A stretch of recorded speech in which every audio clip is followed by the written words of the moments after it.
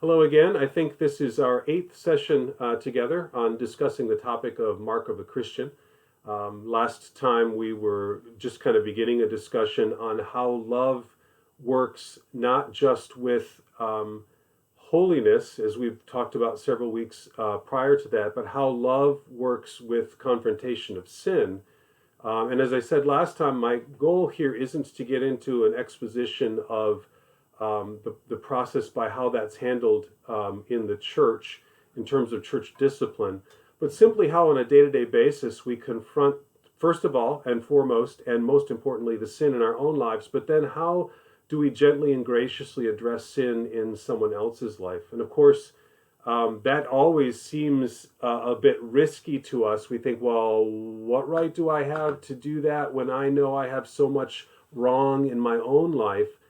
And yet, I think if we were to consider for just a moment times in our lives when someone has taken us aside and offered a correction, gently, lovingly, graciously, um, has corrected some behavior or some way that we have talked to or about other people, or maybe a view on a particular subject that is contrary to Scripture that we've espoused, and someone takes us aside and says gently, you might want to reconsider this, or I heard what you said, or I saw what you did the other day, and it caused me to wonder why you would come to that conclusion or how you would do that.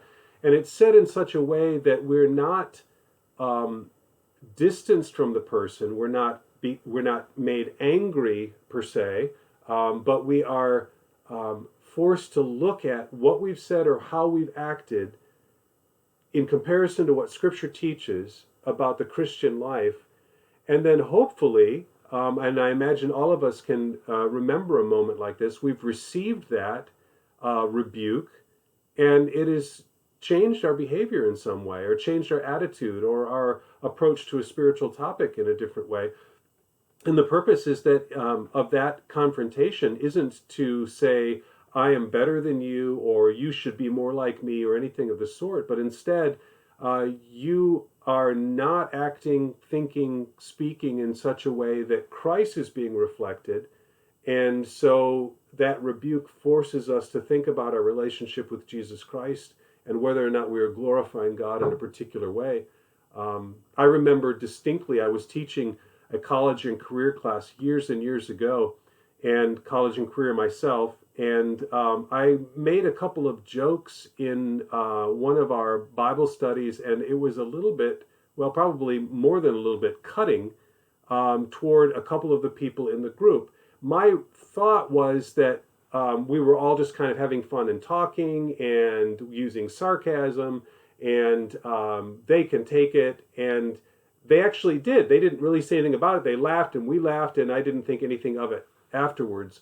But then a young woman came up to me a couple hours later, and seemed upset. But she said, "Is there a way I could talk to you for just a moment?" I said, "Of course." And so we talked, and she said, "You've been talking about X subject and about our spiritual lives and how we are supposed to represent Christ." And she said, "Yet in that meeting, the way you spoke to those two people in front of everyone else seemed contrary to everything that you've been saying."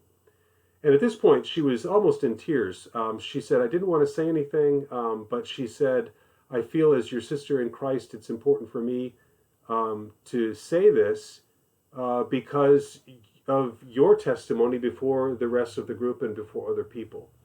Now, I'm so thankful to the Lord that at that point, I accepted the rebuke the way I think I should have. And that was, I said, I had no idea I was coming across that way. What I said there's no excuse for, because the being funny does not mean that we put aside godliness. And so I said, I will apologize for that in front of the group, and I'm going to be much more careful in how I use sarcasm and as humor, and I don't want that to be a detraction from the gospel. I thanked her for saying that to me. I thanked her for coming to me and confronting me with that. After she left, I prayed about that. I repented of it because as I look back on it, I realized it was nothing like what Christ would have me to do as a leader of a group. And so then the next time we met, I started the meeting by making my apology and explaining why. That happens probably only occasionally in our lives, but how we respond to it, I think, tells a lot about our goal. Is our goal self-promotion, or is it that Christ would be glorified? And I'm so incredibly thankful for two things at that point in my life. One, as a young man beginning to lead or teach groups, someone who was very quiet personality and not a teacher was willing to come up to me and confront me with something that was clearly sinful, or at the very least, how should I say this? Not promoting the good of the church or the believers in our group. And two, that God gave me a spirit to receive it. And I am so thankful for that. I could have brushed it off and said, oh, well, she's just sensitive about things. Or I could have received it and then never said anything about it and not really apologized, but said, well, I'll correct my behavior in the future. But God, in his graciousness, prompted her, encouraged her to come and speak to me, and then prompted my spirit to be repentant. And I'm incredibly thankful for that. It certainly didn't come out of it being generated from my own spirit, because my own spirit would be contrary to that kind of reception. We can probably all think of times when someone has done that. It doesn't have to be a parent or a sibling, but someone that we respect, someone in the church who has taken us aside and said, I heard what you said, I saw what you did the other day, and I don't think that that's upholding the testimony of Christ. How do we do that? Well, in 1 Samuel, there's a reference, I think it's in 1 Samuel chapter 3, toward the end of the chapter, where we see a man rebuked because he didn't rebuke his two sons. His two sons were put to death by God because they were supposed to be leading people in the testimony of God, and instead they were living unrighteously. Now, the tendency for us, I think, sometimes as parents, certainly as friends, but often as parents, is that we don't confront something because we think that we would not be demonstrating love, or we love our kid too much to really say anything, or we fall back on some silly claim like, well, I'm not a very confrontational person. The scripture says clearly that he was being punished, because he didn't rebuke them. Whether or not they received the rebuke is irrelevant.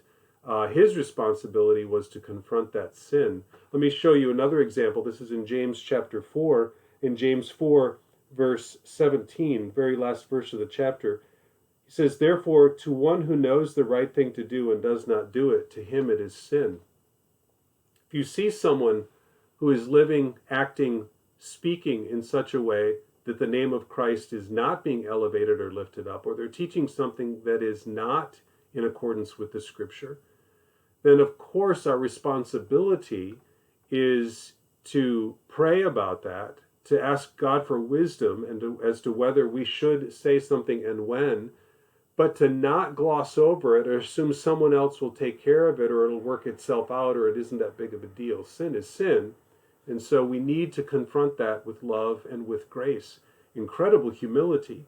Sometimes, hopefully often, the person will receive it humbly and graciously, and you'll be able to pray together, be able to address that issue so that it's not an issue later on that detracts from the testimony of the church or from the gospel of Jesus Christ. Now, sometimes people won't receive it well. Sometimes they'll just say, oh, that's not an issue, or I didn't mean anything by it, or you're being oversensitive. It doesn't alleviate the responsibility, it doesn't remove the responsibility that we have, however, to address it. Now, I'm not going to get, as I said last time, I'm not going to get into church discipline right now. I'm just talking about the basic first response when we see someone that we love, someone that we know, who is acting or speaking in such a way that's contrary to what the scripture teaches. True love doesn't avoid sin. True love confronts it. But true love confronts sin lovingly. I think At this point in our lives, we're probably, no pun intended, but sick to death of hearing about, reading about coronavirus, COVID-19, whatever moniker we've attached to it. And everywhere we go, it's in our faces.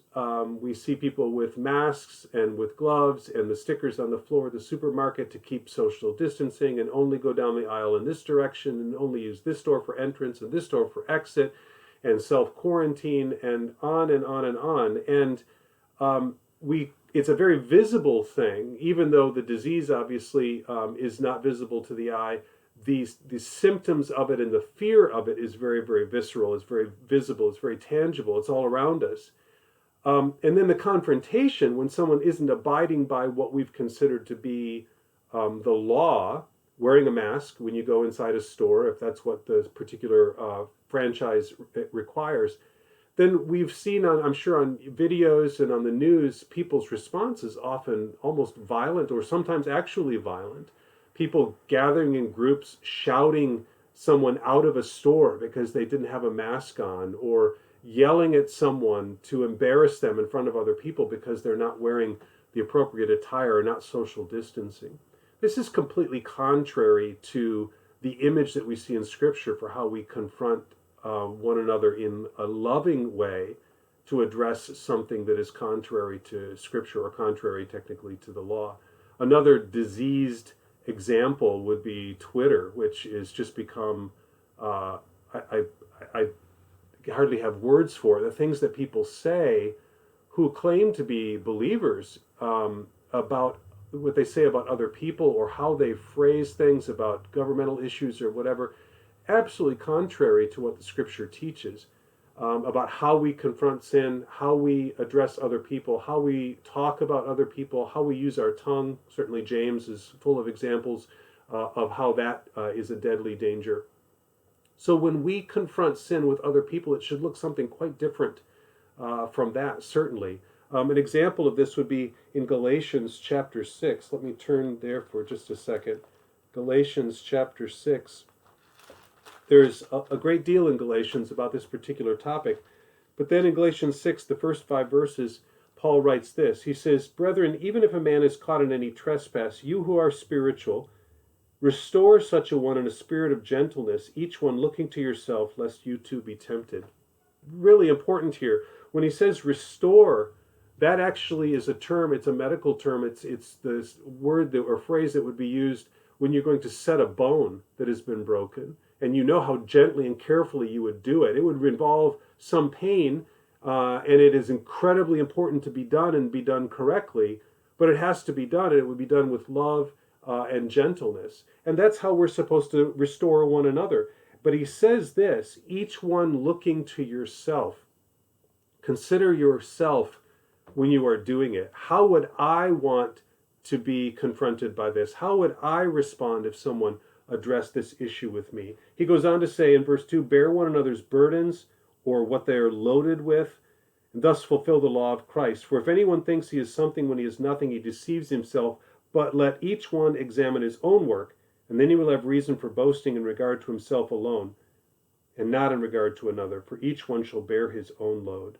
We are supposed to bear our own load, our own responsibilities, but we certainly are supposed to try to alleviate someone who is overburdened that we see around us. But one of those burdens sometimes that people carry is a consequence of poor decisions or of living contrary to the will of God.